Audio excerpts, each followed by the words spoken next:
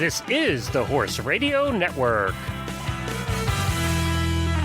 This is episode 212 of Horse Tip Daily, a different horse tip, a different equine topic, a different equestrian expert every day. Horse Tip Daily brings the world of equine knowledge to you one day at a time. This tip is sponsored by Kentucky Performance Products. You can find them at kppusa.com. Enjoy today's tip.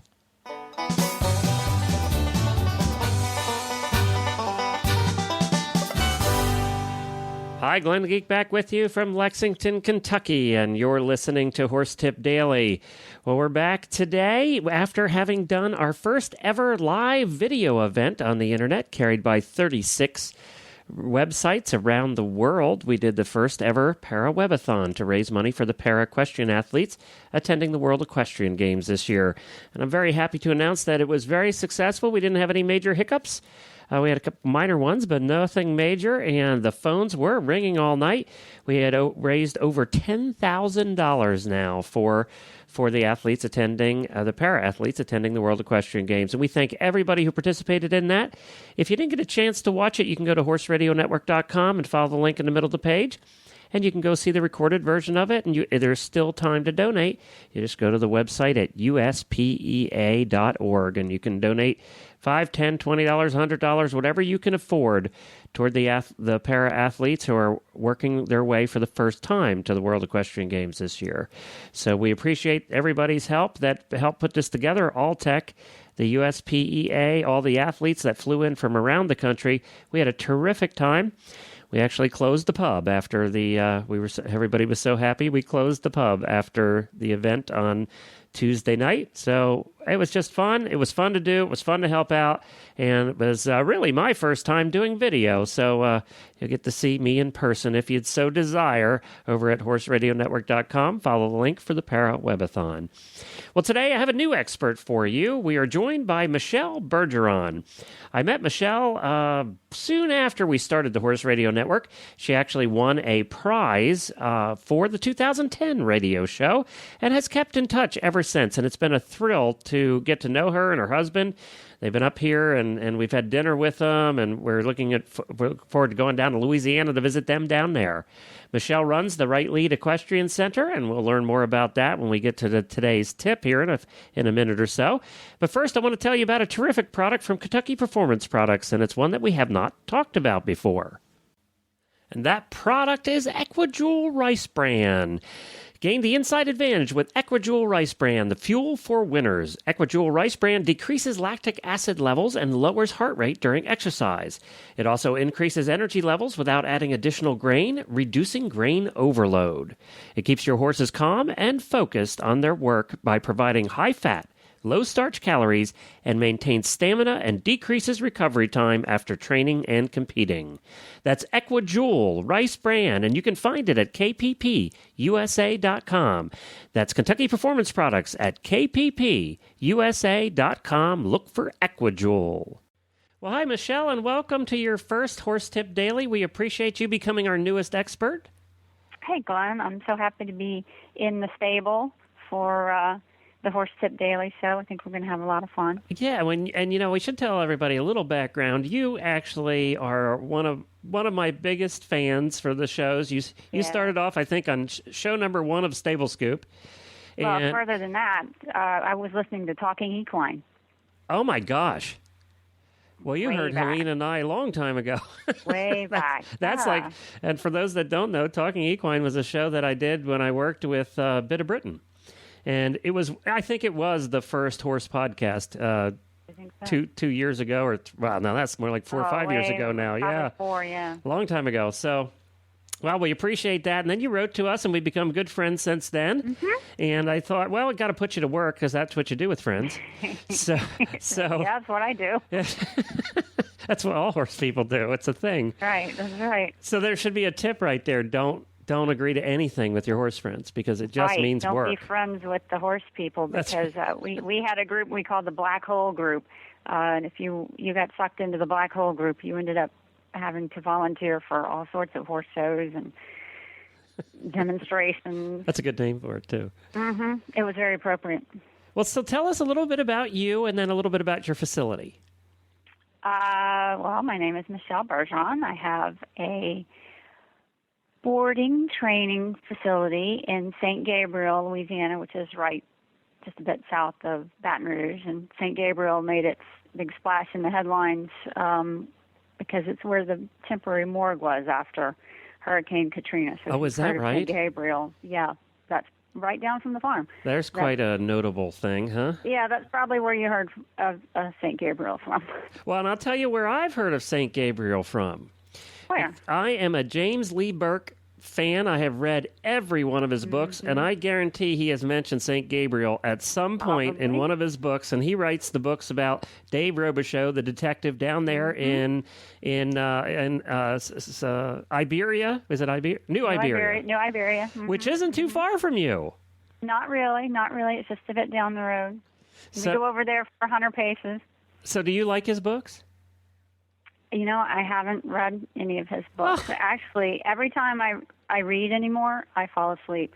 But when we do our trips all over, we usually have a book on tape. Yep. And so that will be one that we'll have to get. You have to read it. He has about 85 of them with the Dave Robichaux, and it really does give a flavor of what it's like to live in southern Louisiana and bayou country. And, yeah, it's different from anywhere else. And you really are down there. You're in Cajun country. We are. My husband is from here, so he's probably about as Cajun as most people would get. Well, I don't know. Does he fish in the swamps? Yeah, actually had all his fishing stuff out last night, and he was lamenting because his brand new box that he had bought to put all his fishing stuff in, the latch was broken. He'd never gotten to use it. And, well. There you go. Yep, hunt in the swamp, fish in the swamp. Of course, he's been on the show, on the Stable Scoop show before. He has. He was part of our last Horse Husband show. Yes. Did you ever listen to it and listen to him trash you, or? I did. Well, I had lots of calls from relatives. Oh, did you? That he doesn't even know how tall you are. So I asked him. I said, "How tall am I?" He says, 5'4". I said, well, Lord, if you put me on the rack, I was going to say, you're not 5'4". I even know that. No, 5'1". Yeah, I was going to say 5. Yeah. Yeah. So. Well, he was being generous. He was being kind. Trouble. Yeah. That was a fun show. It was good to have him on. I love those shows. Those are always good to see the other side. Yes. Well, let's also tell everybody a little bit about your place. My place is in St. Gabriel, and we have right about 15 acres, and I have 11 or 12 horses out there right now. We do lessons, and we do boarding, and a little bit of training, and we go to horse shows. What kind of riding? Eventing, primarily. Some of the adults that come back to riding, say after they got out of college and had a family, want to come back to riding. Some of them are a little shy to get back into the jumping, just want to do the dressage, and that's okay. Most of them end up watching the rest of us jump, and they just can't stand it, so they start jumping a little bit again too. And you have a couple special horses there from a certain breed too. I do. I have Cleveland Bays, and there's only 700 purebreds in the world, so we are very much dealing with a rare breed. We also have, I don't own, customers have an English Shire, and they're not terribly common in this area. A lot of thoroughbreds, we get a lot of horses off the track, border horses. We got a little bit of everything, miniature pony. We go all over to compete. We do breed demonstrations. Well, the Cleveland Bays, actually, we've talked about this personally before, but we were one of the very few that had a Cleveland Bay way back, and enjoyed that horses. It's one of the first horses I ever rode was a Cleveland Bay. Very good. Yeah, they're an interesting breed. Great for driving too, because I know you drive. Yep, that's right. Yep. I never drove that one. I rode that one, but never drove that one. We had that horse for a long time. I think that's the only thing my mare has not done is drive. And you belong to the Cleveland Bay. Is it the Cleveland Bay Association? Is that? It's the Cleveland Bay Horse Society of North America. Okay. So if people want to look it up, they can probably go to their website and take a look. Right, and in fact, I think Ricky probably has a link on our page. If not, you can just look up cbhsna.org or just Cleveland Bay, and that'll take you right to the site. Or you can email me directly. I'm on the board, and I can send you all kinds of good stuff. And were you a pony clubber? I was not. We did not have a pony club in our area when I was growing up. Right before I left for college, they started a pony club. Okay. Well, you work with the pony club down there, though, don't you, with your farm? Yep. Yeah. I was co-founder of the Cantering Cajuns many years ago, back in the 90s. And they have since split into several other pony clubs in the area. And I do stuff occasionally with them. I was TD at the eventing rally in March, this past March. So I've still got my fingers in the pie with the pony club a little bit. Well, good. And we appreciate that. And we're big supporters of the pony club here at the Horse Radio Network. Right. All right. Well, I think we probably should get to your first tip. I think so. We'll do a short one since we chatted for a while. Okay. So I know lots of us have little four-legged hairy termites hanging around the barn. It happens for all kinds of reasons.